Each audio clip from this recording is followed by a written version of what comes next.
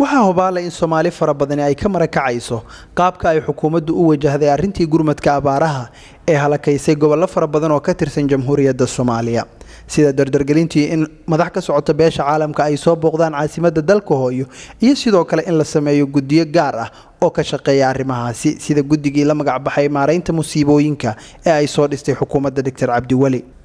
haddaba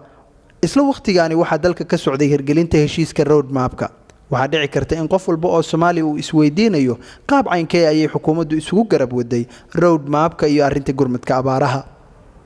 labadu waa muhiim dadka in gargaarka bini'aadanimo loo fidiyo dadka in yani la badbaadiyo waajib bay ahayd hal qof oo Soomaali oo dhintay ama gaajo u dhinto ama macluul u dhinto ama iskala u dhintay waa dhib weeye يعني qofka Soomaaliga ah dabcan waxa weeye dawladdu waxa weyn qabata waxa weeye in ay ilaaliso nafta karaamada sharafta qofka Soomaaliga marka taas maadaama ay tahay waa waajib laga maarmaana bal sidoo kale in marka nidaamka dawligaana aan ka qaadno meesha ay taalay aanu geyno meesha ay istaasho Soomaaliya taas ayaa keentay qorshaha road mapka Soomaaliya laga qaado يعني waqtigaas meesha ay taagneed oo ah colaad iyo dawladnimo colaad iyo dib iyo abaaro loona gudbo markaasi meesha joogta meel ka duwan oo ah yani horumar Soomaalinimo wada jir iyo dawladii oo dawladnimada dib loo soo yeegleeyo. markii la xoreeyay gobolada dalka gaar ahaan caasimadda iyo sidoo kale gobolada koonfureed waxa hubaal ahayd wajiga horyaal ee xukuumadda inuu ahaa qaabkii ay u wajihi lahayd xasilinta goboladaasi ay xoreysay. haddaba qaab caynkee ayay u soo nooleeyeen laamaha sharciga sida booliiska maxkamadaha iyo garsoorka si loo helo laama ka shaqeeya dhinaca ammaanka isla markaana xasilin kara goobihii ay xukuumaddu xoreysay. طبعا waxa weeye magaalada markii aan xoreynay caasimadda Muqdisho xoreynta in shaa laga saaro waxa ku muhiimsan in la xasiliyo yani qorshahaasi ah in dib loo abuuro oo dib loo howlgeliyo stationada booliiska hay'adaha cadaaladda iyo adeegyada kale bulshada waxa weeye waxay ka mid ahayd waxyaabaha laga marmaanka ah in dadku ay aaminaan xukuumadda in dadku ay aaminaan dawladda in dadka iyo xukuumadda isku xirmaan marka taas ayay ahayd ujeedada ka dambeysay stationada booliiska kaliya maaha in maxkamadaha dib loo howlgeliyo in degmooyinka dib loo howlgeliyo in maamulkii degmooyinka iyo hay'adaha dawliga ah ee shaqeynaya ee ka shaqeeya meel kasta oo la xoreeyo la gaarsiiyo adeega bulshada. waxaa hubaala in marka laga hadlayo adeega bulshada waxyaabaha ugu muhiimsan oo kamid ay tahay adeega waxbarashada iyo fursadaha tacliinta sare ay u helaan da'yarta. haddaba qaab caynkee ah ayay xukuumadda Dr. Cabdi Wali u maareysay fursadihii waxbarasho iyo deeqihii waxbarasho si loo abuuro da'yar Soomaaliyeed oo wanaagsan oo mustaqbal ifaya u abuuri karta Jamhuuriyadda Soomaaliya oo 20kii sano ee ugu dambeysay dhex dabalanaysay colaado abaaro iyo dagaal sokeeye. waddan kastaaba horumarkiisu wuxuu ku xiran yahay bulshadiisa iyo aqoonteeda horumarka waddanku kuma xirna khayraadka dabiiciga ah leedahay Soomaaliya waddan xor waddan qani ah weeye waxaan leenahay badda u dheer Afrika ayaanu leenahay waxaanu leenahay dhul ilaa 9 milyan hektar gaaraya oo yani ku habboon beeraha waxaanu leenahay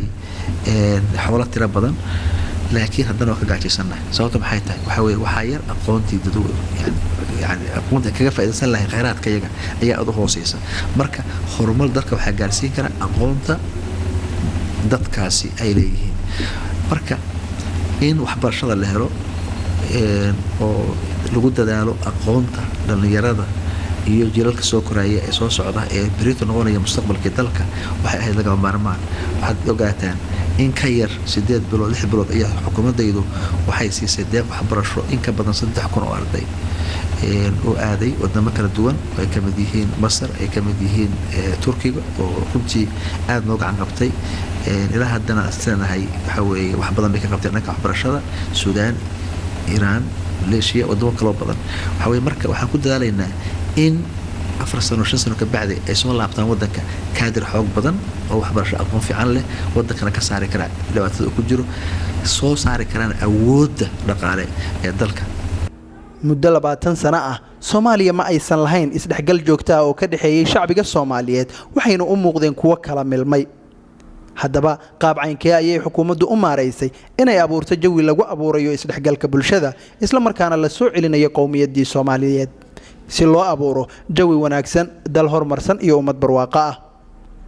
intii ay xukuumaddani jirtay waxaa hubaal ah in sidoo kale ay dawladdu ku guuleysatay dhinaca dhaqaalaha iyadoo samaysay miisaaniyad sanadeedkii 2012 sidoo kalena waxay dawladdu ku guuleysatay hirgelinta nidaamka dawlad wanaaga oo qayb ka ah heshiiskii road mapka ay dhinacyada Soomaalidu saxiixeen bishii September ee sanadkii 2011 haddaba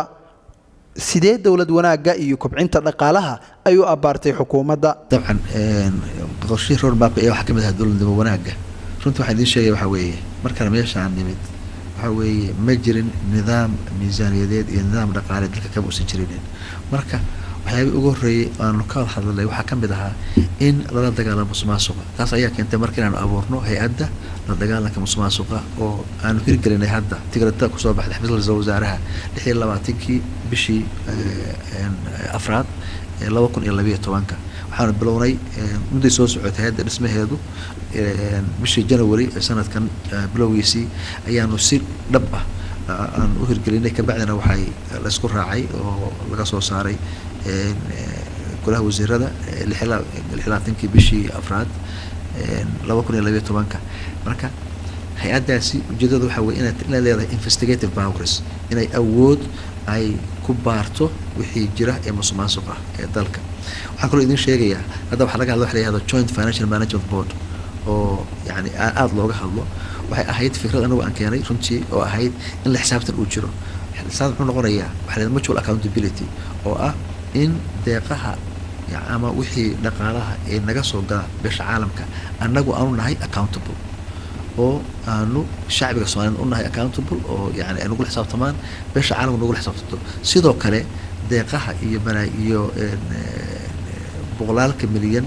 ee dollar ee magaca Soomaaliya lagu bixiyo sanad walbana ayana ay noo yihiin accountable oo la xisaabtami karno ka dawlad ahaan marka inuu jiro mutual accountability anana aanu nahay yani fasiro dhaqaalo meesha uu ku baxo intana soo gashay sidoo kale ayana ay fasiraad dhab ah ay ka bixiyaan waxa kamid waxyaabaha xukuumadda ku guuleysatay haddana waa laga hadlayo oo waxa la yiraahdo in hay'adaasi ay dhaqan gasho lana abuuro waxyaabahaas marka waxa kamid ahaayeen waxyaabaha lagu hagaajinayo dawladnimo wanaaga in dadku ay aaminaan dawladooda waa laga maarmaan hadii marka aysan aaminaad jirinin waxa dhumaya marka legitimacy yani runtii yani dawladnimada laftigeedii ayaa meesha ka baxaysa sababtoo waxa weeye dawladnimadu waxay ku dhisan tahay is-aaminaad bulshadu ay aaminto madaxdeeda iyo xukuumadeeda iyo dawladeeda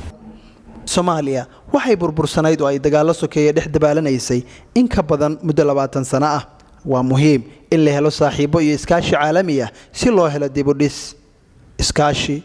isafgarad iyo xiriir joogto ah oo ay Soomaaliya la yeelato dalalka gobolka iyo beesha caalamka maadaama wadankan u dhib badan soo maray maadaama dib u dhiska u baahan yahay ee laga maarmaan tahay inaan la kaashano beesha caalamka waxaan ku dadaalay marka in lagu soo xiro beesha caalamka Soomaaliya wada socotaano marka meesha nimid sanadkii la soo dhaafay bishii July bilowgeedii bishii June dhamaadkeedii July bilowgeedii waxa weeye markii airportka ka soo degay wasiir ku xigeenay anaga dhanba aad jirnay dawladda dhanba aad jirtay meeshaas macnaheedu waxa weeye waxa important ah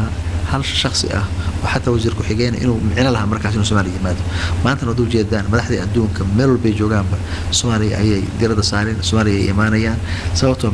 حتى كياني وحكينا وحوي الديرة ده يعني أنا أبورني رجال الله أبور الصومالي لقى أبوري هو يودنك وكب حيو مرحلة كوتشري كان لينا مرحلة الصوب تابر حكينا إن مدح بدني اعتماد أنا أنا صفر بدن أدوه وتجنو لك يعني لقى الله سي الصومالي دبلو بلوسي لها سي الصومالي ماشي يجوكتو لقى قادنا سي الصومالي لقى صار لها دبعت هذا لونا كارسين لها إن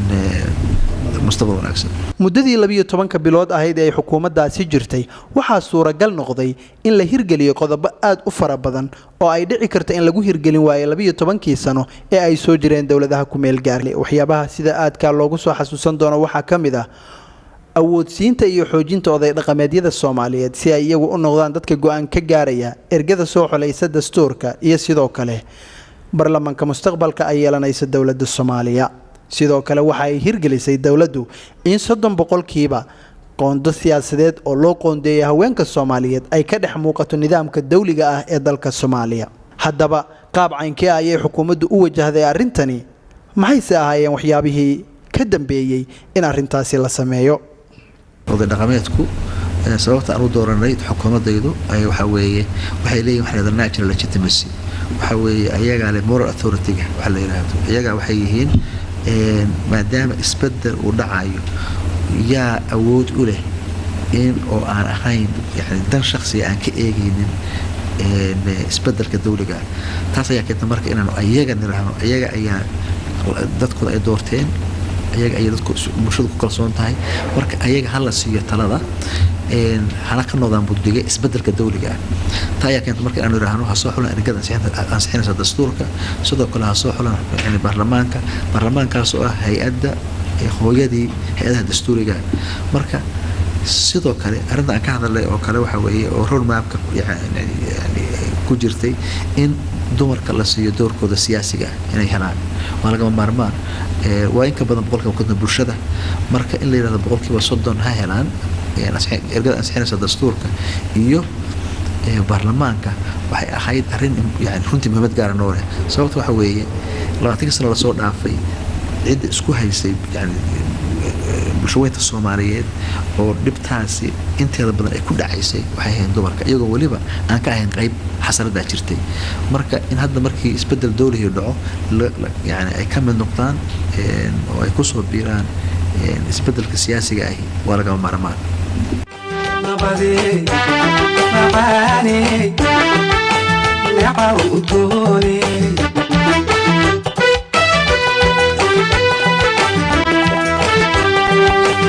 يا برواقة